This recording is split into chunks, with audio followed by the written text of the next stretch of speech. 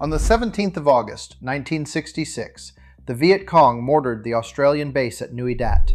24 men wounded, tents burning. The message was clear: this province belongs to us.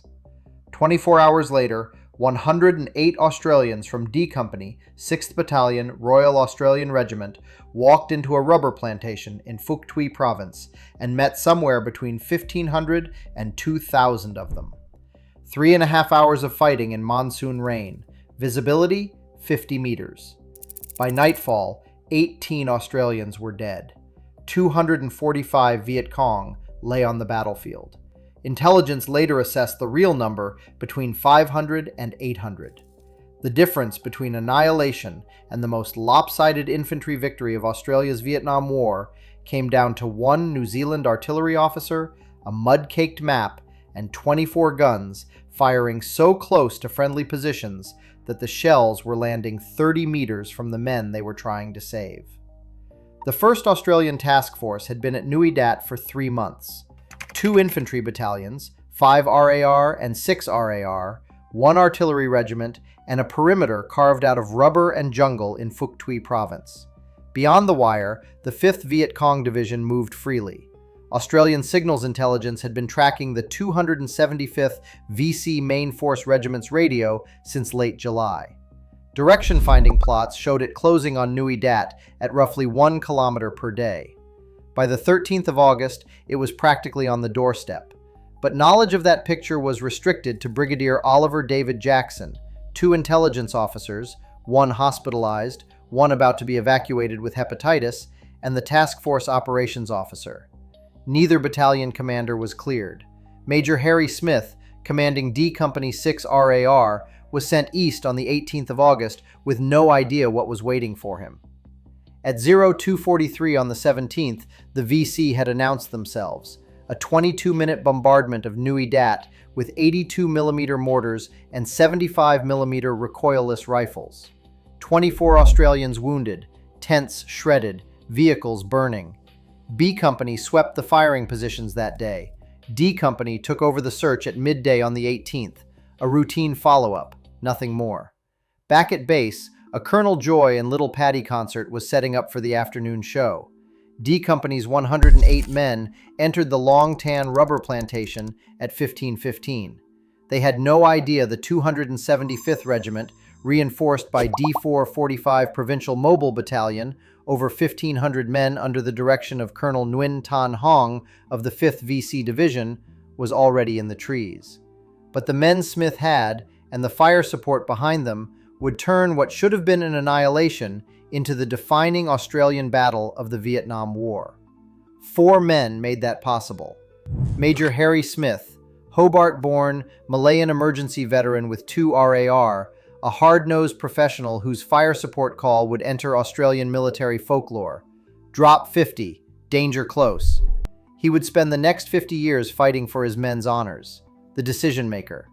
2nd Lieutenant Gordon Sharp, 11 Platoon, 21 years old, from Tamworth, New South Wales, a national serviceman commanding 28 men. Sharp would direct artillery fire standing upright in monsoon rain to observe the fall of shot. He would be dead within 30 minutes of first contact, a sniper round through the neck. Warrant Officer Class 2 Jack Kirby, Company Sergeant Major, Lewisham, age 31, another Malaya veteran. The man who moved through fire distributing ammunition, silenced an enemy machine gun at 50 meters, and told a rattled soldier, "Get a grip on yourself, son. You're paid to kill these people, and here's your chance to earn your money." And Captain Maury Stanley of 161 Battery, Royal New Zealand Artillery, the forward observer with a mud-caked map and a radio, controlling 24 guns. His job was to walk high-explosive shells to within 50 meters of his own company without killing them. Stanley is the hinge of everything that follows. Behind them sat the firepower that would decide the battle. 3 batteries of 6 105mm pack howitzers, New Zealand 161 Battery, Australian 103 and 105 field batteries, plus 6 American 155mm self-propelled howitzers from A Battery, 2nd of the 35th Artillery. 24 guns total. They would sustain 6 to 8 rounds per minute per gun, 2 above the official intense rate, until clerks and drivers were pulled off their jobs and onto the gun line just to keep feeding the breaches. More than 4,000 rounds in 3.5 hours. More than 60 fire missions called by one New Zealander in the mud. On the morning of the 19th of August, D Company would walk back into that rubber and find 11 of Sharp's men exactly where they fell, facing the enemy, rifles forward. 2 were still alive. That story is coming. At 1540, Sergeant Bob Buick's lead section from 11 Platoon hit a 6 to 8 man VC patrol on a track through the rubber. 1 enemy killed, an AK-47 captured. 28 minutes later, the war changed. At 1608, 11 Platoon's forward section walked into heavy machine gun fire from at least 2 positions. 4 Australians killed in the opening burst.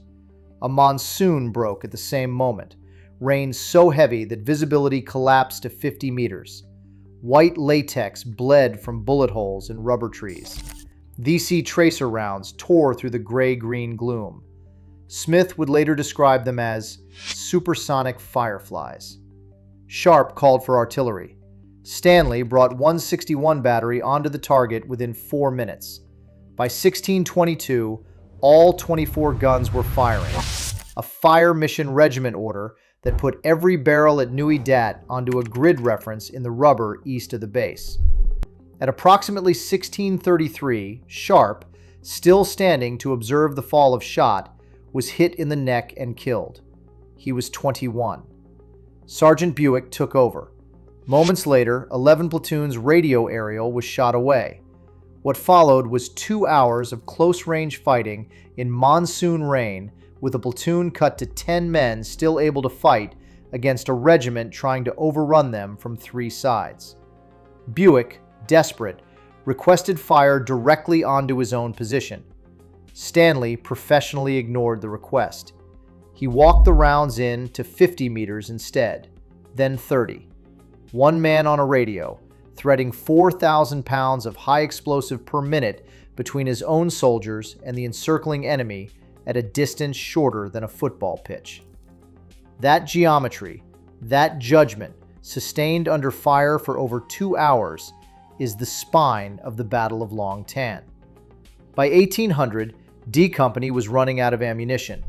2 No. 9 Squadron RAAF UH-1B Iroquois, captained by Flight Lieutenant Frank Riley and Flight Lieutenant Cliff Dole, launched from Vung Tau into torrential rain, treetop height, near zero visibility. Group Captain Peter Raw initially refused permission to fly. Brigadier Jackson overruled him. The possible loss of a couple of helicopters hardly seemed to matter against the likely loss of an entire company of 100 men. The aircraft kicked out ammunition boxes wrapped in blankets. They landed beside Kirby. The final act came at 1825. 3-troop 1st APC Squadron under Lieutenant Adrian Roberts, 10 M113 armored personnel carriers, only 3 fitted with gun shields, carrying Captain Charles Mollison's A Company 6 RAR, crossed the flooded Suoi Da Bang River. Most of the APCs swam the creek. On the far side, they drove straight into a VC blocking force forming up behind D Company. Corporal Peter Clements, manning an unshielded 50 caliber on the left flank, was mortally wounded. Corporal John Carter's 50 jammed. He killed a recoilless rifle crew with an Owen submachine gun. The APCs reached D Company at approximately 1855. Smith's account is the epitaph of the battle. All firing ceased as though the tap was turned off. The 275th Regiment was commanded by Senior Captain Nguyen Toi Bung, later Lieutenant General and Deputy Defense Minister of Vietnam. Colonel Hong, directing the operation from 5th Division Headquarters, told Australian historian Ian McNeill in 1988, "How can you claim a victory when you allowed yourselves to walk into a trap that we had set?" Most modern scholarship agrees. The 5th Division intended an ambush, but D Company's contact came before the trap was fully set. The casualty dispute remains unresolved.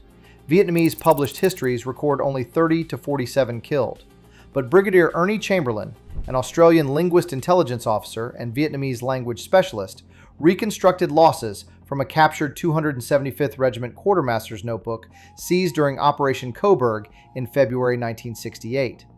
It showed the regiment dropping roughly 852 men in strength between the 9th and 20th of August.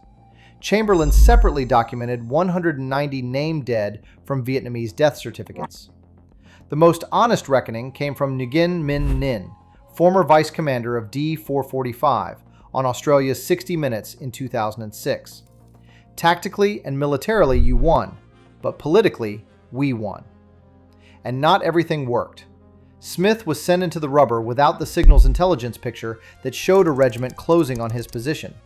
Jackson held the APC relief force for over an hour, weighing the possibility that Long Tan was a feint designed to strip Nui Dat's defenses.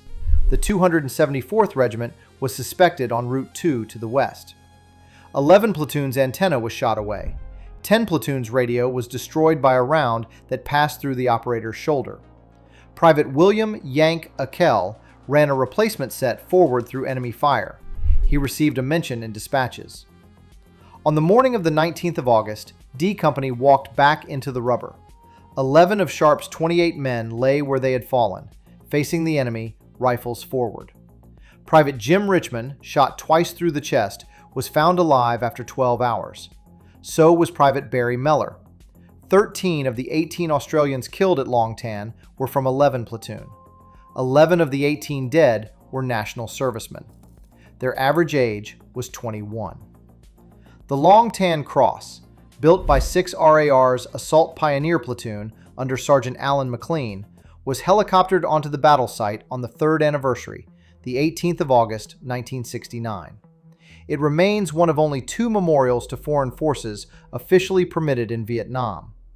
In 1987, Prime Minister Bob Hawke designated the 18th of August as Vietnam Veterans Day. Smith spent 50 years campaigning for his men's honors. His Star of Gallantry came in 2008. D Company's unit citation followed in 2009. A final tranche of gallantry awards was granted in 2016.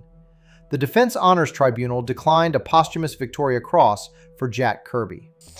108 men, 3.5 hours. A rubber plantation in the rain. The Viet Cong brought a regiment. The Australians brought 24 guns and the men who would not break. Kirby was killed 5 months later, misdirected New Zealand artillery during a routine patrol. He was 31. His Victoria Cross was never awarded, but every 18th of August they remember.